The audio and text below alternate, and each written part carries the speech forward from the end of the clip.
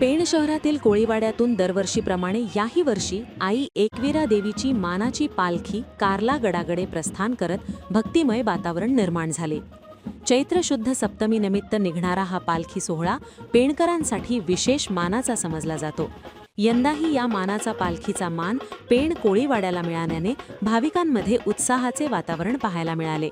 ढोल ताशांच्या गजरात आई माऊलीचा उदो उदोच्या घोषणांनी संपूर्ण परिसर दुमदुमून गेला।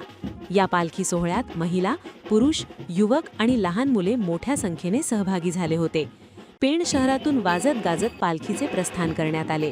यंदा या पालखी सोहळ्याचे विशेष आकर्षण म्हणजे पेणची ओळख असलेल्या गणपती बाप्पाच्या मूर्तींनी पालखीची सजावट करण्यात आली होती।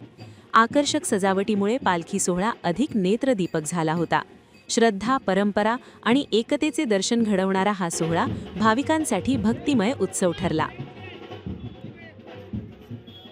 नमस्कार, आम्ही पेण कोळी समाजातील कोळी समाज हा दरवर्षी आम्ही पालखी सोहळा करतो।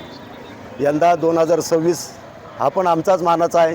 दरवर्षी सालानुसाल पेणकर आणि आग्रव चौलकर हे दोनच मान तिथे दिले जातात आणि आम्ही मानकरी आहेत। आणि यावर्षी आम्ही सर्वात मोठा प्रोग्राम करणार आहेत। सर्व मुलं आमचे अगदी आनंदात जल्लोषाने तयार आहेत। तर त्यामुळे हा पालखीचा सोहळा एवढा उत्स्फूर्तपणे साजरा होईल।